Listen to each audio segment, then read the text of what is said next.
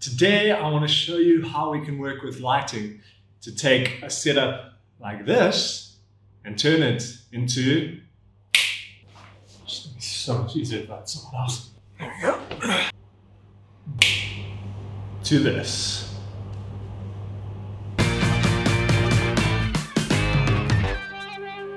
Hey guys, today we are talking about lighting with a simple 3-point lighting setup which you can use pretty much anywhere.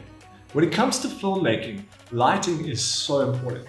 Lighting can completely change the complexion and mood of your film, so getting the lighting spot on is key. Most people think that they need to spend thousands of dollars on a lighting rig in order to have good lighting. I want to say that's totally not true.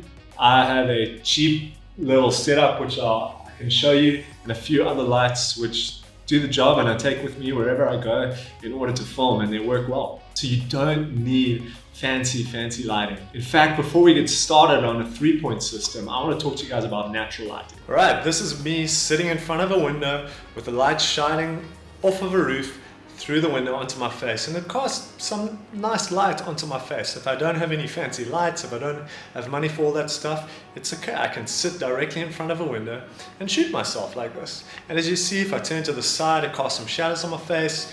I can sit directly in the middle. The thing with this light sitting directly in front of a window is that it's not direct sunlight coming onto my face. It's bouncing off of something coming through a window. So it gives a nice gentle light onto my face. So the shadows are pretty gentle. I would say this is still a little bit harsh. You can see that's blown out. It's quite a bright light that's coming in, so I would have something a bit softer. If the clouds are covering the sky, that's great because that acts as a giant diffuser covering the sun. And diffusion is great because diffusion stops shadows from being really harsh that fall onto your face. And it causes soft shadows to fall onto your subject's face, which gives it a more cinematic look. What you do not want to do when shooting in natural light is you do not want to shoot your subject in direct sunlight. It doesn't look good. Let me show you what I mean. So here you can see shooting into direct sunlight. For some reason, it doesn't look good on the face. But for this tutorial, we're not going to be using any natural light. This is called a 3-point lighting setup. So the first light that you use is called a key light. The second light would be your rim light or backlight. And the third light would be your fill light. So the first thing that we do before we start anything is turn off all the lights. There we go. So the first thing we want to do is turn on our key light. And as you can see, this key light is crazy bright on my face. So we're just going to turn that thing right down. I like to take it to about 20% around there just to give a nice soft light. There we go, much better. So your key light is your main light that is used to light up your subject. Usually it's situated on the side of the subject at about a 45-degree angle and usually elevated slightly. It doesn't matter which side of the subject that it's on, but the point of putting it on the side is that when the light shines on your face, it casts shadows, as you can see. And shadows are good for film because shadows create depth. And depth gives us a more cinematic feeling when it comes to making film. You also don't want to put the light too high, because if you put it too high, you start to cast shadows from the brow area over your eyes and your eyes become dark. You also don't want the light too low because usually highlights not very flattering areas like the chin and the nose. So keep it slightly elevated on the side and let it cast some shadows because we're going to deal with those shadows. I'd also highly recommend getting a light where you can control the color temperature. This light I can control the color temperature. So at the moment it's a white light shining on my face. I took out all the orange, which you might have noticed earlier. If you cannot do that and you sit down and your key light is making you too orange, you can either adjust it, get a dimmable light where you can adjust the color temperature, or change your color balance on your camera. All right, so the next one is the fill light. Interestingly enough, I'm not actually using a fill light for this tutorial. I have a reflector, which is set up on the side here. You can't see it right now, let me just... There it is. Fill lights are used to fill the shadows on the opposite side of the face. To be honest, I don't really use fill lights too much. I like to have some shadows on my face just to give some depth. Usually a lot of the time the rim light will light the side of my face at the back, and some of it will spill over into my face. So oftentimes I'll just put a reflector on my side and shine the key light onto the reflector, onto my face. And you can use as much fill light as you want. You can use a little bit, you can do it full blast. I don't like to go full blast. I remember when I was starting out, and you might have had the same situation. Let me know in the comments if this was you, because this was totally me. When I started film, we had 2 lights at my church that I would use. And what I would do is I put my subject there, and I would put one light on and another light on, and just put them full blast, like full sun level in their face. It's like their eyes would burn looking into the camera. And I thought this was totally normal, but it's actually good to have some shadows to create that depth. But use your full light just to play with those shadows so that they're not too dark. If they're too dark, push the full light up. If you don't have a fill, do like I'm doing, just stick a reflector. You can get one of these cheap reflectors online, not much money, like $20, 200 Rand if you're in South Africa, like me. All right, then let's check out the backlight. All right, so here we can see that the lighting setup is starting to light up more of my face. You can see what I've said, I like to use my backlight in order to fill some of the shadows on my face rather than using a fill light. So to me, it almost serves a dual purpose. The rim light or the backlight essentially is supposed to separate your subject from your background. So it forms a light around the rim, around the side of your head, and usually on your shoulder. I've got a black shirt, so it's quite hard to see that, but you can see it over there.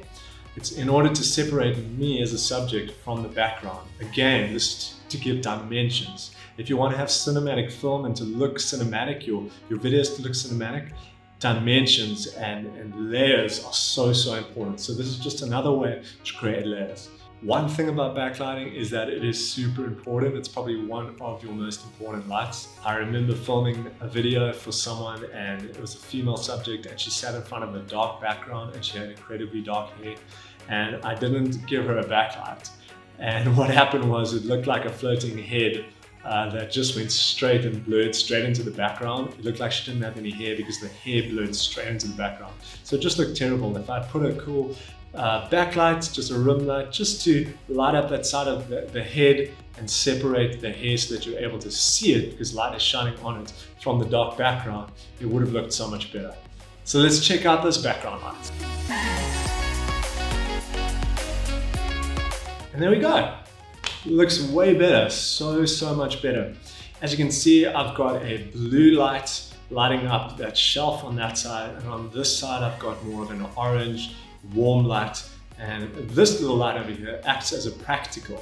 Practicals are extra lights that you can put in your background that just add to your scene. These can be anything like a light bulb, computers, a whole bunch of other things that people use, lamps, anything that you can find just to add to the scene. And here again is where more dimensions come in. From this side where I have my rim light on my backlight shining orange on my face, it's on the same side as I have blue background.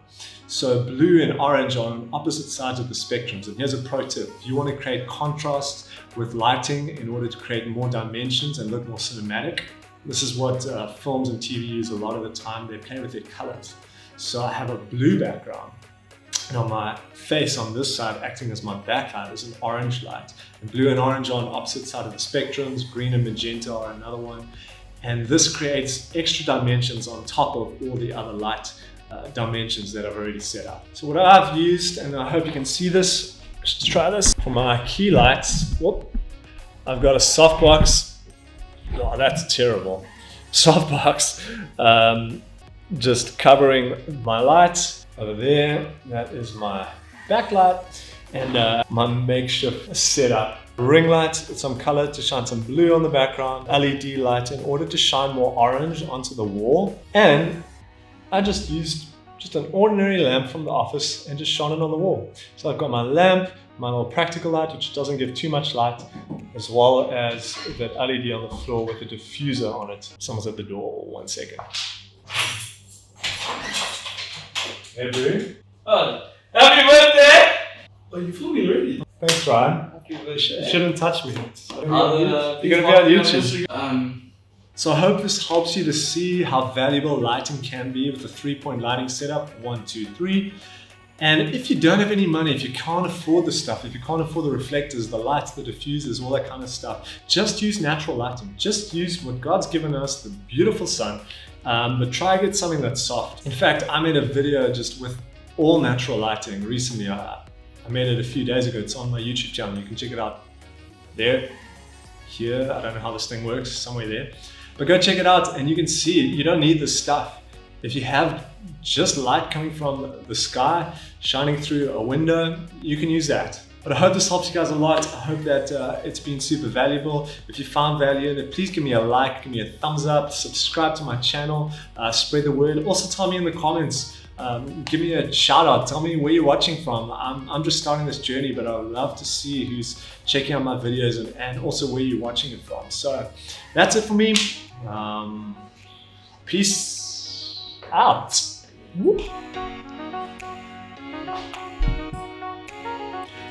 Yeah.